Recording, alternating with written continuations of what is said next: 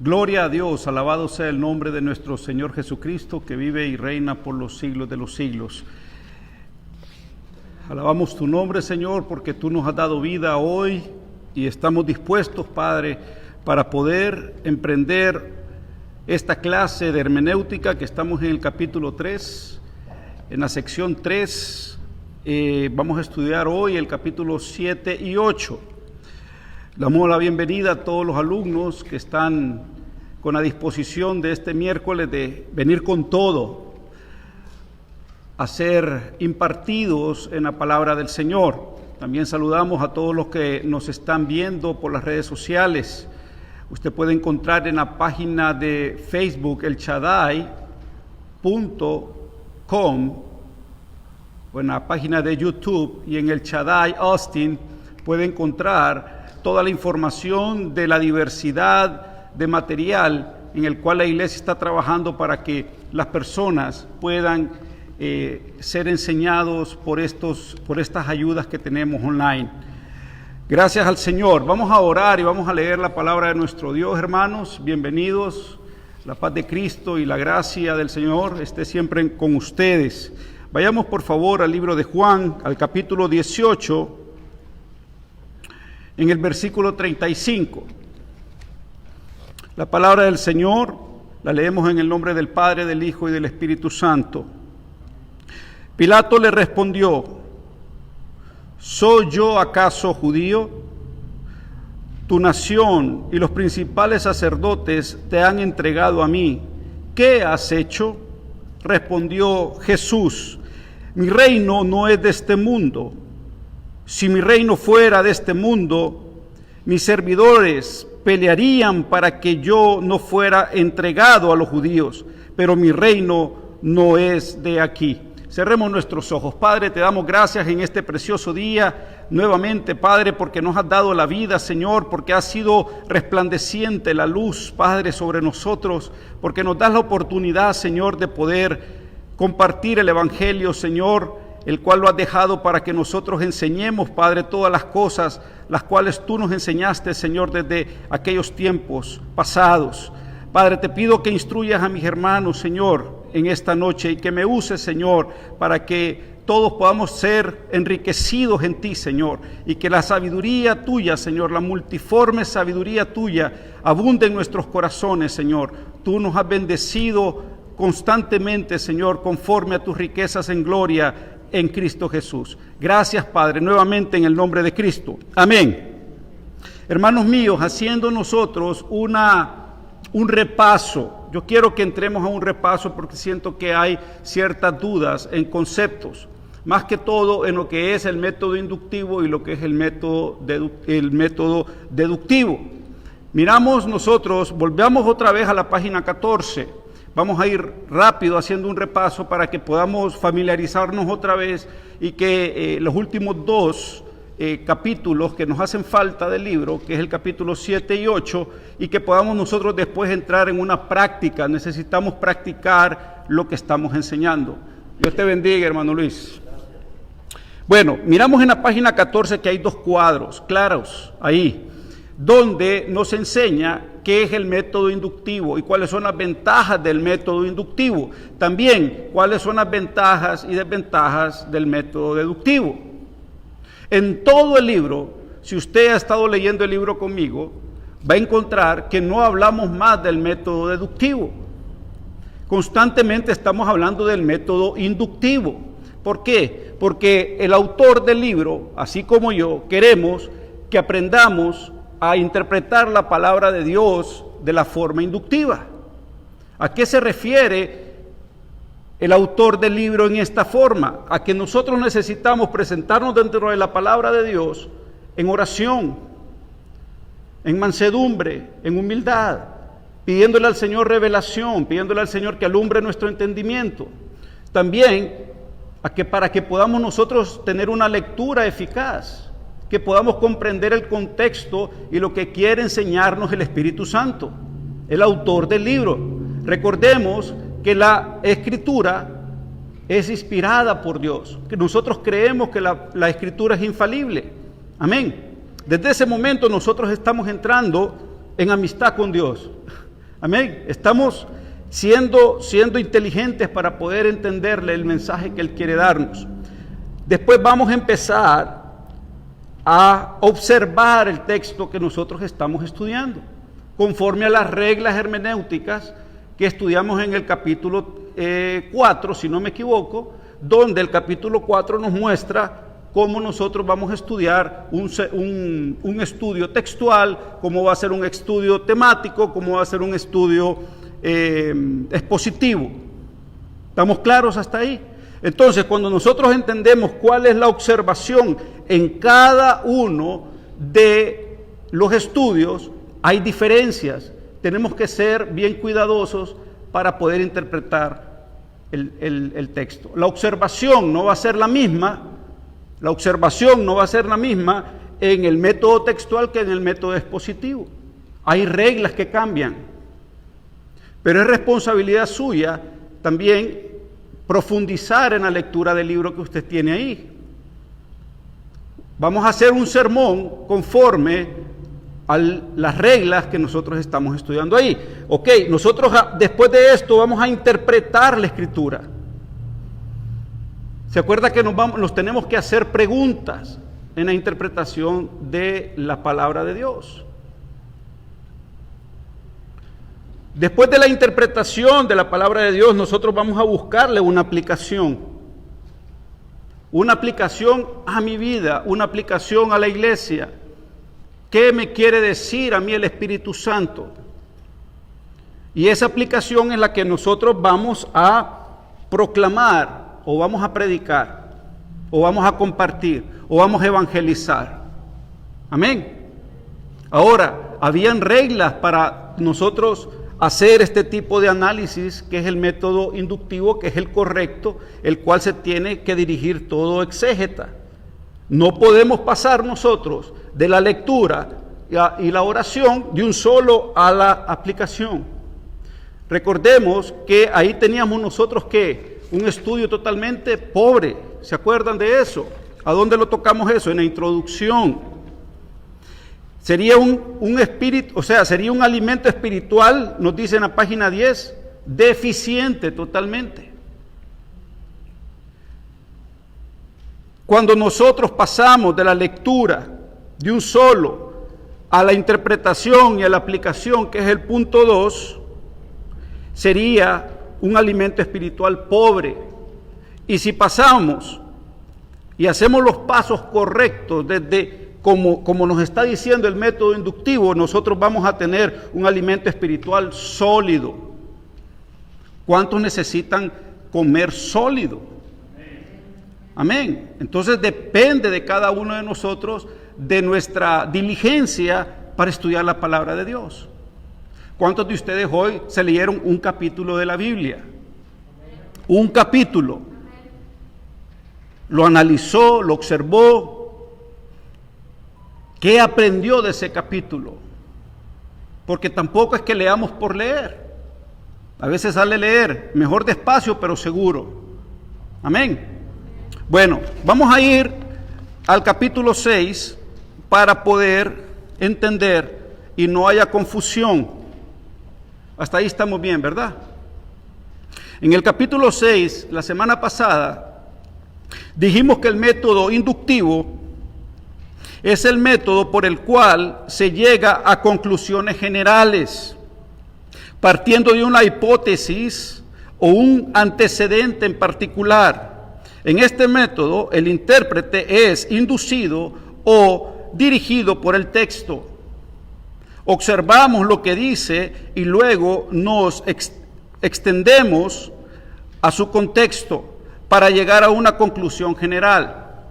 ¿Qué nos está diciendo? Leímos ahorita el versículo en Mateo, en Juan capítulo 18, amén, en el versículo 35 y 36. Para poder entender lo que nos está diciendo la explicación inductiva aquí, que para que podamos entender estos versos y tener una amplia información del contexto de lo que nos quiere explicar el Espíritu Santo, nos vayamos, ¿verdad?, al principio del capítulo y empezamos a leer lo que nos quiere decir. El contexto, a priori y a posteriori, ¿se acuerdan de eso? antes y después. Eso es lo que vamos a completar el contexto. Entonces, el método inductivo, les repito, este método, el intérprete es inducido o dirigido por el texto. Observamos lo que dice y luego nos extendemos a su contexto para llegar a una conclusión general. Al extendernos al contexto ya sabemos de qué está hablando la palabra de Dios.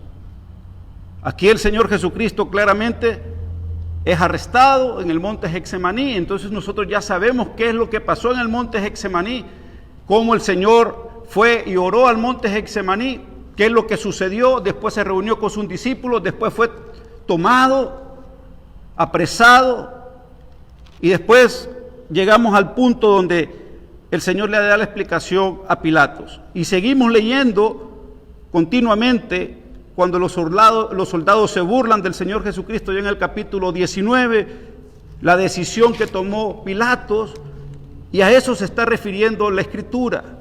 Y ahí tenemos nosotros un panorama completo de lo que estamos estudiando.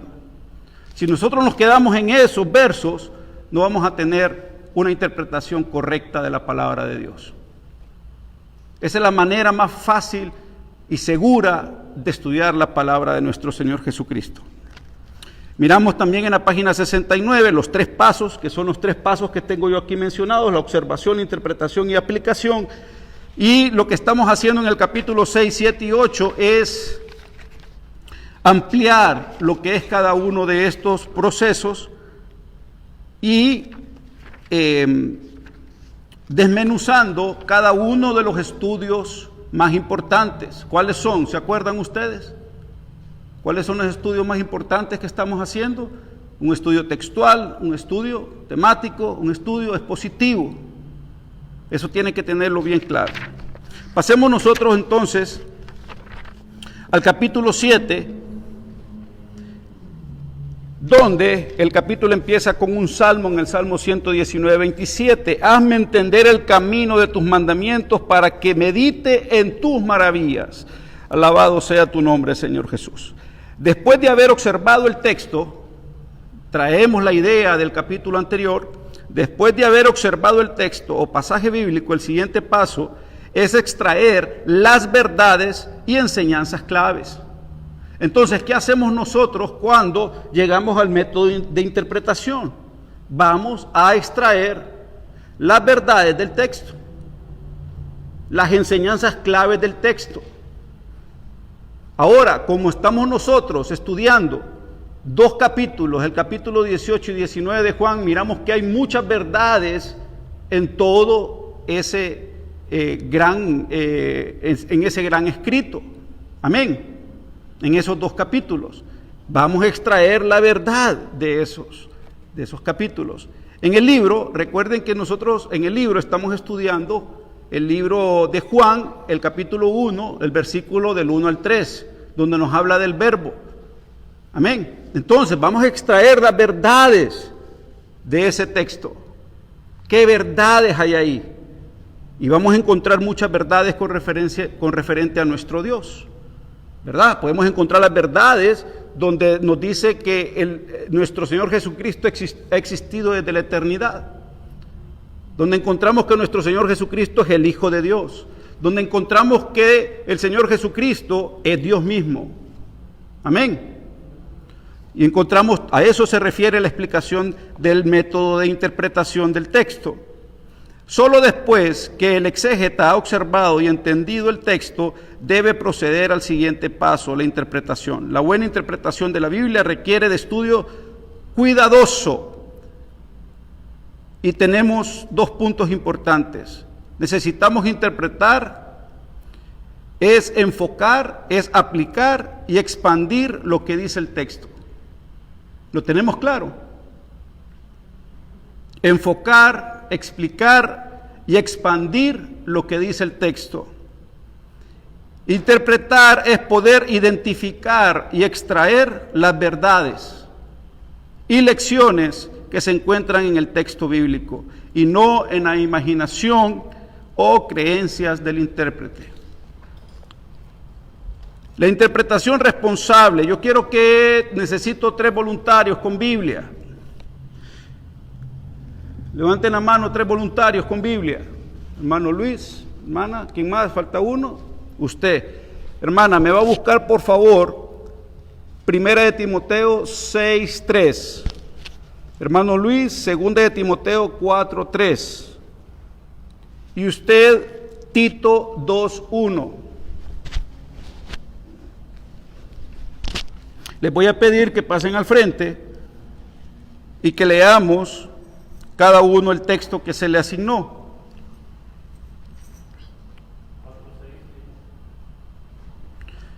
Sí, 4:3. Pasemos, acompáñenme aquí.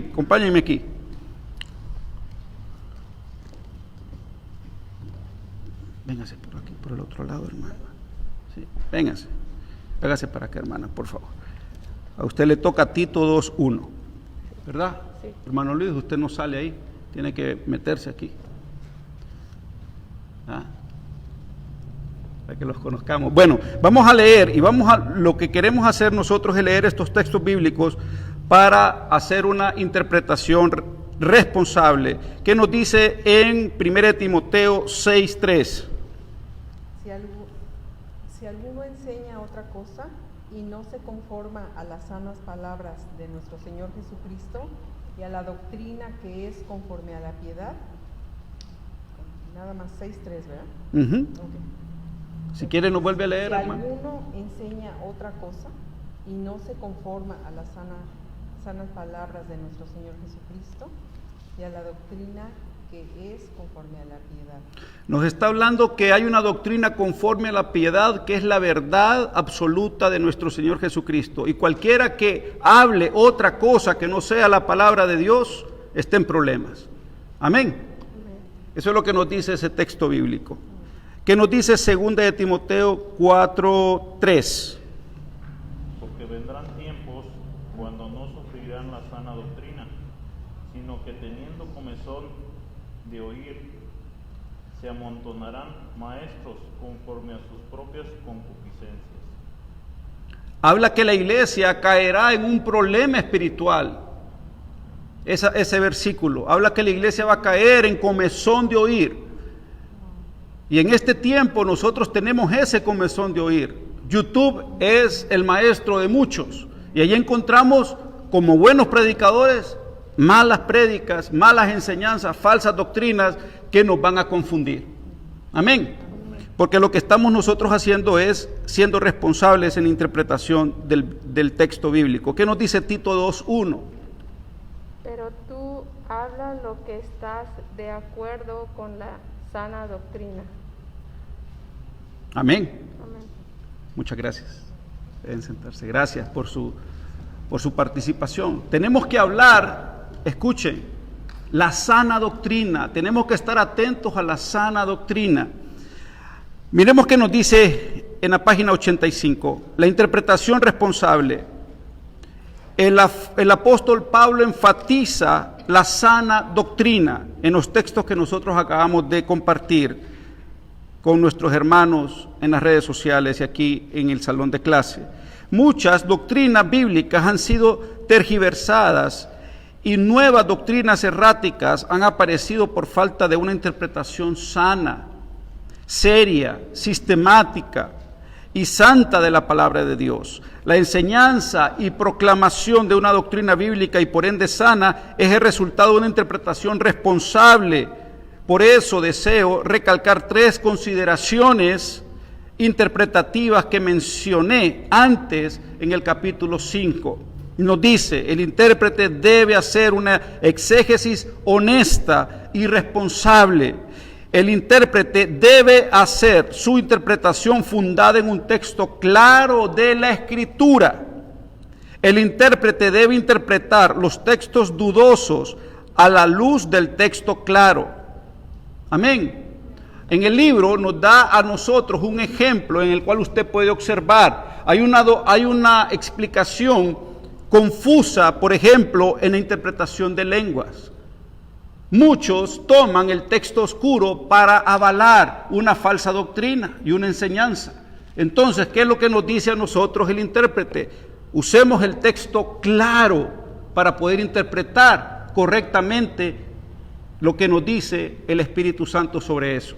Ahí tenemos ese cuadro y ahí están los textos bíblicos. Les voy a dejar en casa para que usted pueda leer esos textos bíblicos, que son el libro de los Hechos, capítulo 2, del 1 al 12, es el texto claro. Es el texto más claro que nosotros tenemos en la palabra de Dios. Y como textos menos claros tenemos Hechos 10:46, Hechos 19:6, 1 Corintios 12:10, 28 y 30, 1 Corintios 13:1 y 1 Corintios 14. Léalos para que usted tenga y pueda extender su conocimiento. Amén.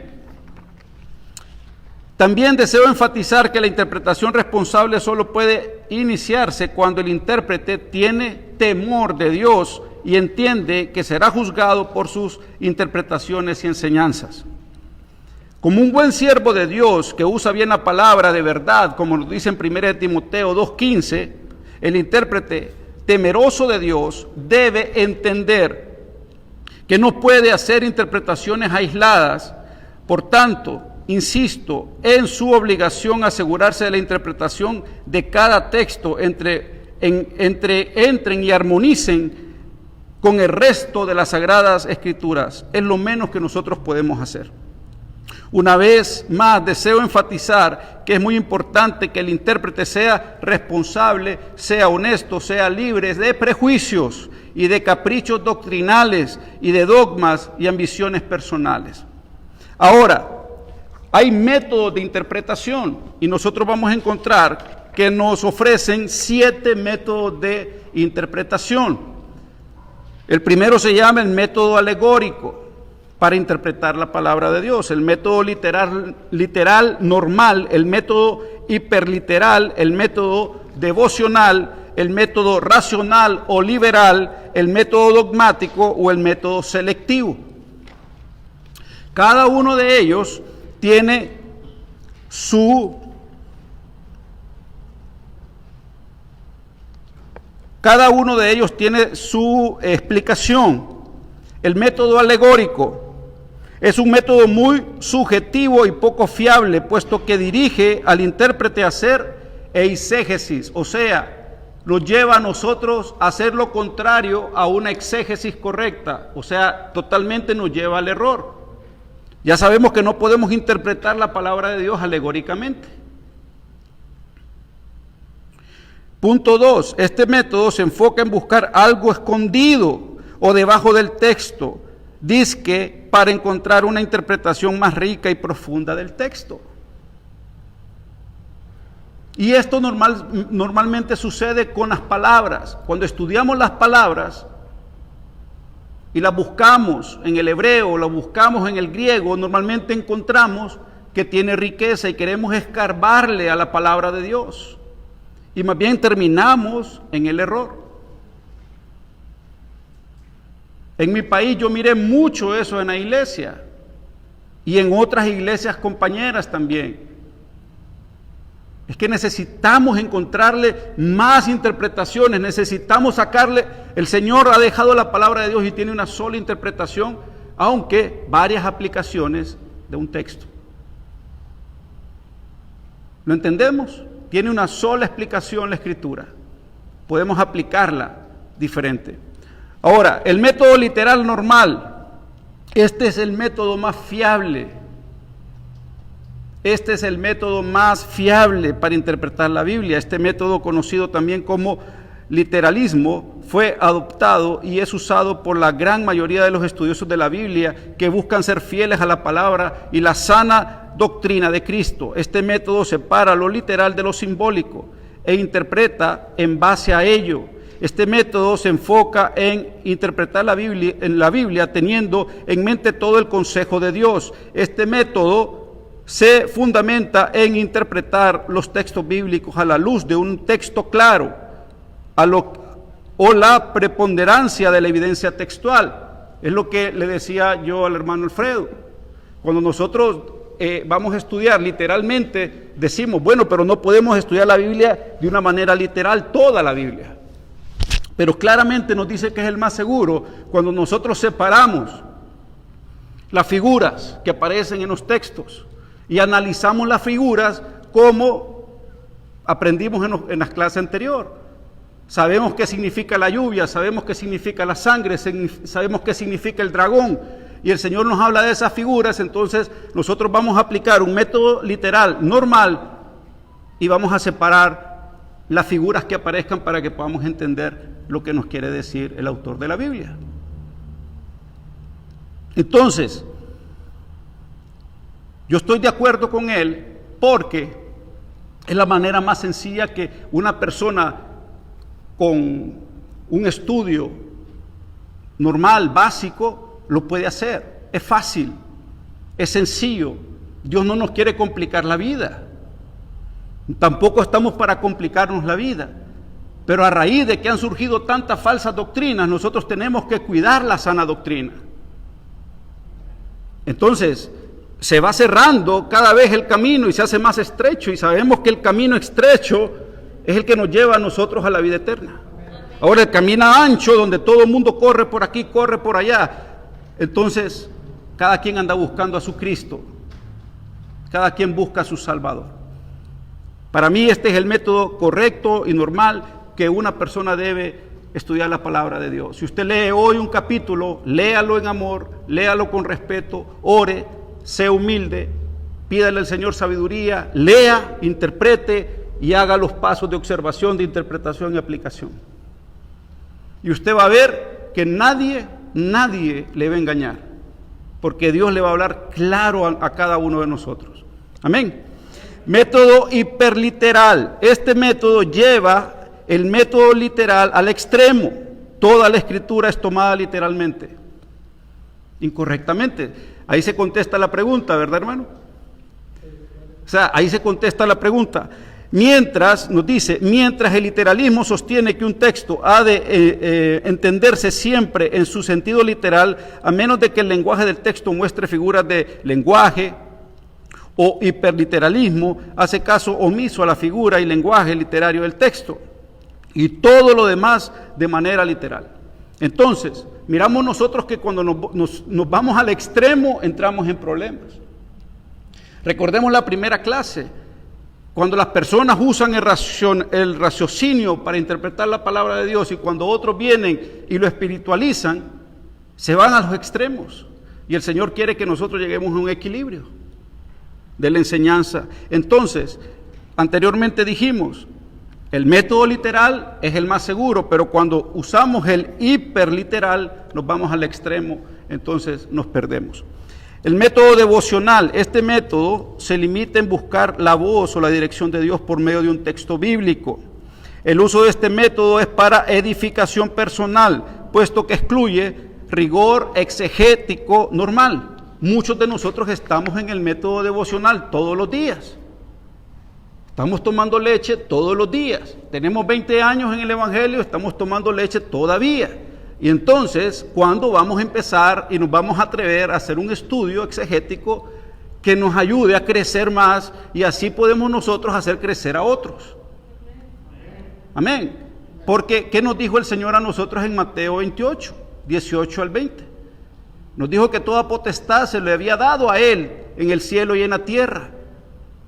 Pero Él quiere que nosotros vayamos, y nos dice, id y hacer discípulos a todas las naciones, y bautizarlos en el nombre del Padre, del Hijo y del Espíritu Santo, y enseñarles todas estas cosas. O sea, nosotros tenemos, los mismos apóstoles tuvieron que dar un paso de fe para enseñar la palabra de Dios, con responsabilidad, con temor de Dios. Ellos sabían a quién habían conocido, y usted también sabe a quién ha conocido en su corazón. Así que tenemos que ser bien estrictos en todo esto. Entonces, aquí hay en la página 88 tenemos pasos para el estudio devocional. Mire, hay que orar, hay que observar, anote, acepte y practique. Ese es un método sencillo que normalmente todos lo hemos hecho. Todos lo seguimos practicando. Para que la llama no se apague, pero estoy tibio, pero lo sigo haciendo. ¿Me entiende? Lo sigo haciendo. Entonces, el método devocional es muy bueno cuando nosotros estamos caminando y somos niños espirituales. Pero si ya estamos en una clase de hermenéutica, es porque el Señor quiere que demos un paso de fe. Y yo sé que ustedes están dispuestos a dar ese paso hacia adelante para hacer estudios exegéticos correctos y con toda la responsabilidad y temor en su corazón. El método racional o liberal, punto 5. Este método se disfraza de ser científico por el hecho de dar gran valor al raciocinio y conocimiento humano. Amén. Lo desechamos totalmente. Lo desechamos. El método dogmático. Este método es popular dentro del contexto denominacional o movimiento religioso. Hay mucho dogma dentro de ciertas religiones que existen en el mundo. Por ejemplo, el judaísmo todavía tiene muchos dogmas y costumbres que ya fueron abolidas y las siguen practicando, pero no ha venido el alumbramiento a sus ojos, por darles un ejemplo. Este método es popular entre los falsos maestros, mire, profetas y apóstoles falsos y sectas falsas. Sostienen que solo personas con la unción del Espíritu o con la educación académica aprobada pueden interpretar la Biblia correctamente. Cuando nosotros llevamos la historia de la palabra de Dios en los últimos 2000 años, nos damos cuenta que la palabra de Dios fue escondida por más de 400 años. Dogmáticamente, a eso se refiere, solamente ellos tenían la autoridad de interpretar la palabra de Dios. Y engañaban al pueblo con historias de Billy the Kid, ¿verdad? O historias de Condorito. De esa manera engañaban al pueblo y el pueblo decía, esto está bien, esto me gusta. Bueno, entonces démosle más al pueblo, porque al pueblo le gusta. Entonces inventamos doctrinas que hacen que el pueblo se pierda. Caemos en la idolatría, caemos en el misticismo y terminamos de repente hasta adorando a la Santa Muerte como la adoran en un país vecino. ¿Verdad? No lo digo yo, es porque es verdad. Y es cierto. Entonces, por eso el pueblo viene y se engaña y terminamos nosotros cayendo en las ataduras del diablo y somos engañados y vamos directo a ¿dónde? Donde el Señor no los quiere llevar. A nadie lo quiere llevar ahí, pero somos responsables nosotros de eso. El método dogmático es el que estudiamos ahorita, el punto 6. Punto 7, el método selectivo. Este método se limita en buscar textos y pasajes bíblicos que se acomodan a las creencias y agenda del intérprete. El propósito no es extraer, aprender y someterse a las verdades bíblicas, sino hacer que el texto apoye sus creencias. Por eso el Señor dice, aparecerán muchos Cristos en mi nombre, porque ellos tomarán textos y los sacarán fuera de contexto y los usarán para decir, bueno, yo soy el Cristo, crean en mí. Y se crean sectas, y aquí en Estados Unidos nosotros tenemos claramente experiencias en la historia, por ejemplo, de las grandes muertes que hubieron en la ciudad de Waco. ¿Se han dado cuenta? ¿Saben ustedes de eso que pasó? Pero gente que murieron totalmente porque estaban siguiendo la idea de un hombre. Amén. Y así sucesivamente otro montón de historias que en todo el mundo suceden. Este método es muy popular en nuestros días, puesto que se presta a la enseñanza selectiva e exégesis de la palabra de Dios. Todo lo contrario a lo que Dios quiere que nosotros hagamos. Amén. Ok, ya miramos los 7 puntos de los métodos interpretativos. Ok, en la página 89 nos dice puntos a considerar para la interpretación. Al interpretar el texto observado, es de suma importancia extraer solo aquellas enseñanzas que el intérprete desea compartir, puesto que se da el caso que un texto o un pasaje bíblico puede contener muchas verdades y enseñanzas. A la hora de interpretar es importante tener presente las siguientes reglas. Nos dice la regla número 1, determinar lo esencial de lo secundario. Determinar lo esencial de lo secundario. Hay un ejemplo ahí. Léalo conmigo. Dijo luego el filisteo a David: ven a mí y daré tu carne a las aves del cielo y a las bestias del campo, en 1 Samuel 17:44. Lo esencial aquí es que Goliat le dijo a David que lo iba a matar. Eso es lo esencial, es lo que nos quiere enseñar. Y el dar su resto a las aves y bestias es lo secundario. De todo el pasaje que nosotros estamos analizando, lo esencial es que David iba a ser, el Goliat quería matar a David. Esa es la idea correcta ahí. Y lo secundario, pues, tus despojos yo los voy a dar, tus carnes las voy a dar a las aves y a las bestias. Eso es lo que nos quiere decir a nosotros el pastor. Identificar las enseñanzas claras de las discutibles. Miremos esto, ¿qué nos quiere decir con enseñanzas claras y discutibles? La enseñanza clara es la salvación por fe, es una enseñanza clara. Amén. La salvación por fe. Cristo es el único camino al Padre, es una enseñanza clara. Jesucristo es Dios encarnado. Eso lo manejamos, lo sabemos en nuestro corazón, ha sido implantado en nuestro corazón. Ahora, la enseñanza discutible, por ejemplo, el descenso de Cristo al infierno.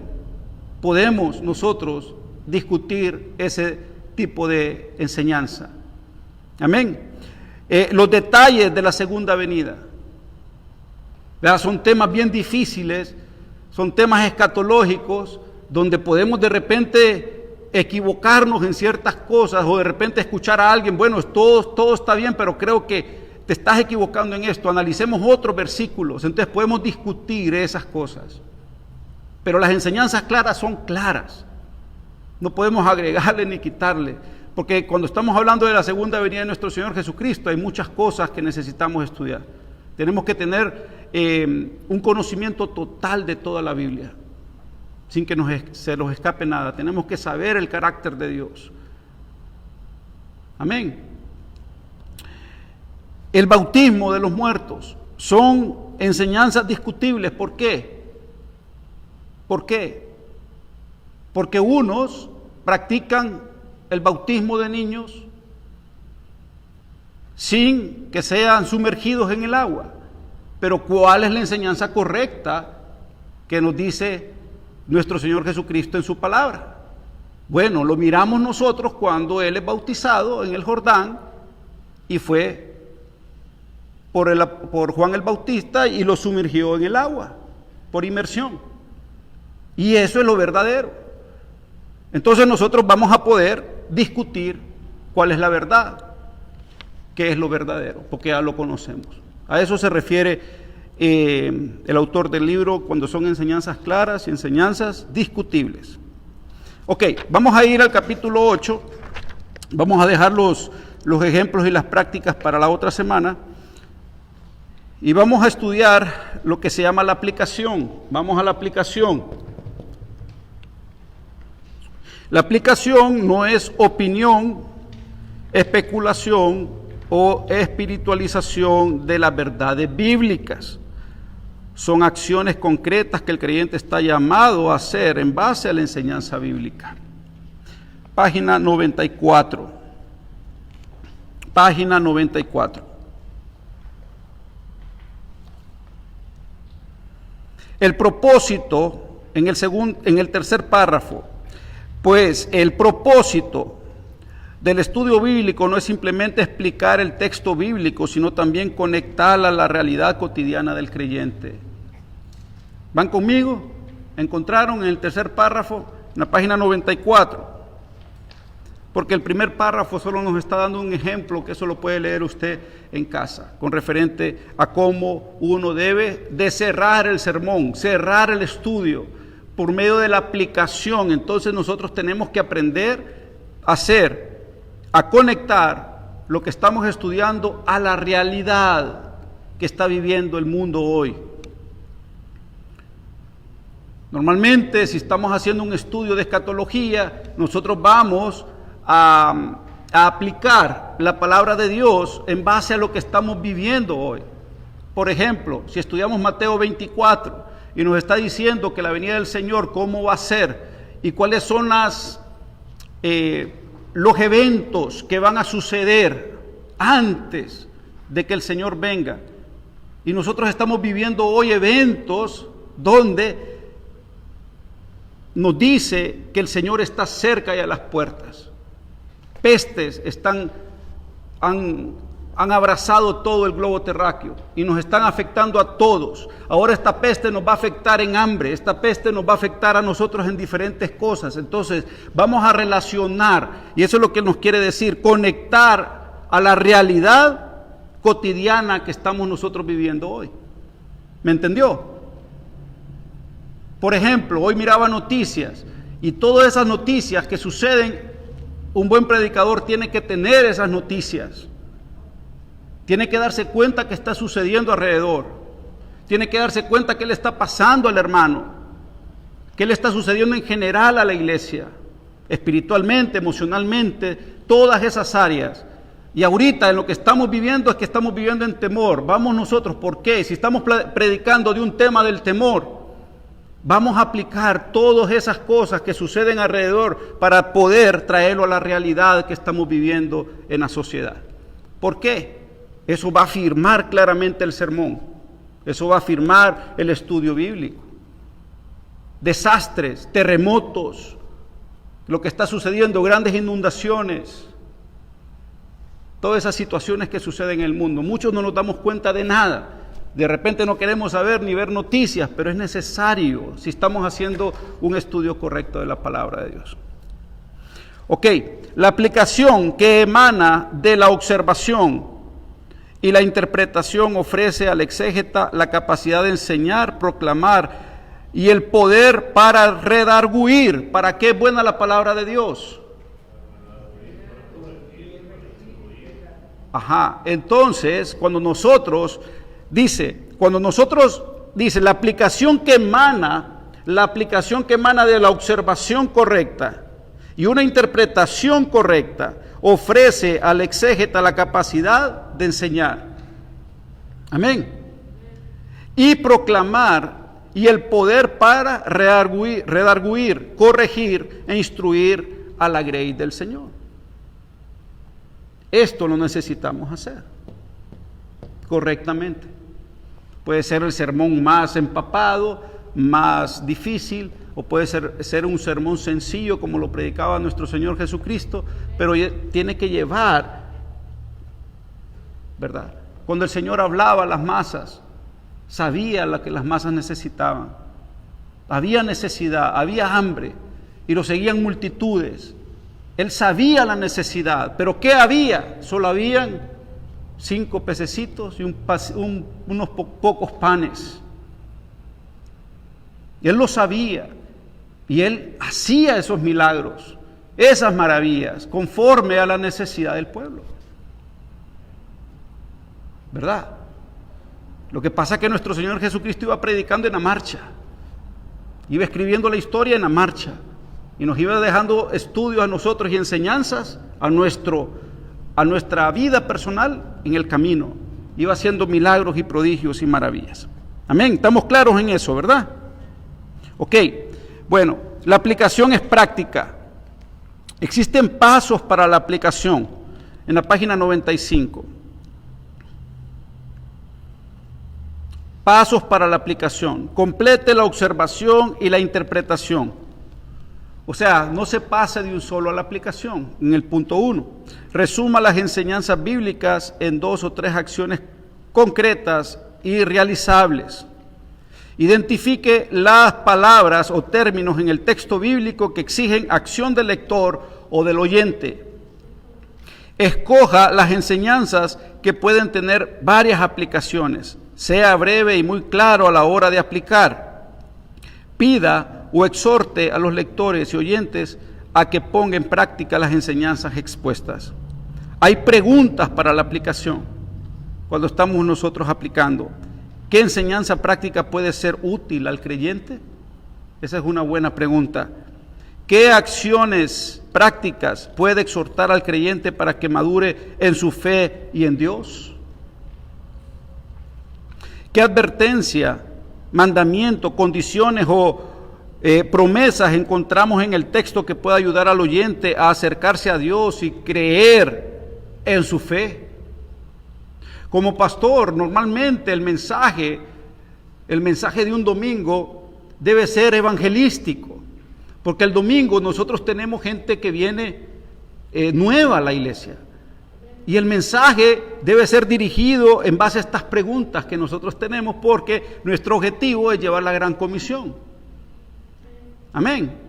Entonces, haciendo un mensaje siempre evangelístico, aunque sea textual, aunque sea temático, aunque nosotros estemos llevando el orden de series temáticas, el mensaje debe ser al corazón, evangelístico, conforme a las necesidades. Sabemos que hay necesidades espirituales que nosotros, por medio de la palabra, podemos suplir, y el Espíritu Santo puede actuar, activándose la palabra de Dios.